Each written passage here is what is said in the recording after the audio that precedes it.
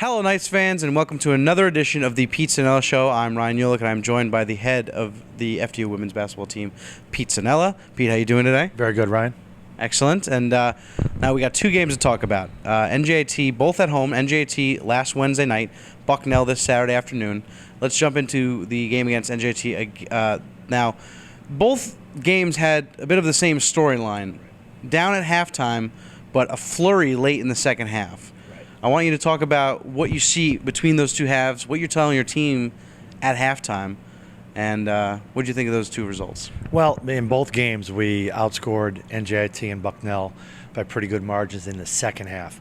We've got to find a way in the first half to come out and hit some shots. Part of the problem is the second half we come out on fire and we get into our press, and our press has been very effective. We've had a particular pressing unit that's been very effective in the second half. We've got to find a way to get that unit on the court more in the first half. At the same time, developing the bench and getting some more bench production. So we know we got to improve our first half play, and if we do that, we can get some wins. All right, and the play of your senior point guard, Amanda Andrade, she's been consistent. She's been playing nearly every minute this entire season. At least 5 assists in every game, just had 8 against Bucknell. Describe her play, her leadership this 3 games so far. It's early, but her style of play and the way she's leading that press in the second half. Well, her defensive intensity, she's getting a lot of steals. Right. Second thing on offense, she's just pushing the ball and getting in the paint, looking to score more. She's averaging double figures.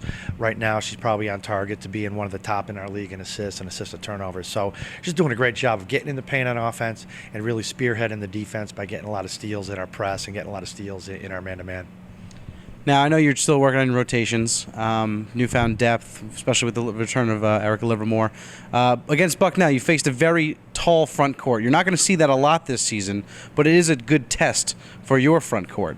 Now, just what did you think about their play against NJIT's front court and Bucknell this Saturday? Well, we did a pretty good job on Bucknell's 2 very good posts. One of the things is if a team has a size advantage, we want to press them, and we're effective in doing that while still being able to cover in the man-to-man.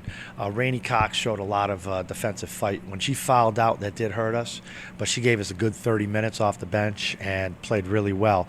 Also saw some good production of Amina Markovic. She's a lengthy defender. She came in and had a nice block, and we're looking to continue to develop her. Anastasia Williams has been rebounding solid, and we're also going to look for Altalia Butler to give us some minutes. So we're trying to give Erica Livermore some help in those post positions. Not to mention also Kelsey Cruz, known for her offensive exploits, but she came away with 4 steals, a game high on Saturday too. She was a big part of the press in the second half too. Oh, she was tremendous. That was probably one of her better defensive games. Also, even though her shot wasn't falling, I just liked her all-around game. She really had a good floor game. So she played well, and she's progressing at a high rate. Her game has become more of a two-way type game. And we've seen her score in bunches last season. You think it's just maybe a bit of rust she's trying to shake off with the shooting woes early in the season? That, and we faced 2 pretty good defensive teams too. So that combination, but she's going to get good shots, and she'll make her shots.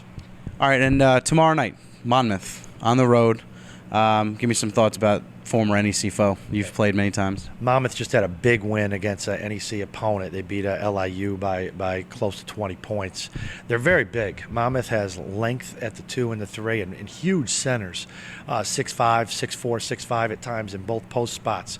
So they like to press and change up their defenses. They crash the offensive boards well, and they have one person, Sarah Olson, who has just been lighting it up from 3, 10 threes in 2 games. So we got to make sure we get out on her 3-point shot. So they got some good players, and they're playing better this year. All right, one more team to preview. UMass-Lowell coming up on Sunday the 30th. Before we get to another Cinella show next week and review those games, give me a little scouting report on UMass. UMass-Lowell is a very scrappy team. They're a very tough team. They got some guards that can put the ball in the hoop. They haven't played a lot of games. I think they're going to be a solid team this year. So we have to go on the road at UMass-Lowell and find a way to get it done. All right, thanks, Pete. Thank you, Ryan. Best of luck this weekend, and Knights fans, obviously, thank you for watching another edition of the Cinella Show. We will be back again next weekend. FDUKnights.com is your hub for all FDU women's basketball stats, schedules, sports, updates, everything. At FDU Knights on Twitter. Otherwise, happy Thanksgiving, and thank you, Pete, again. Thanks, Ryan. All right.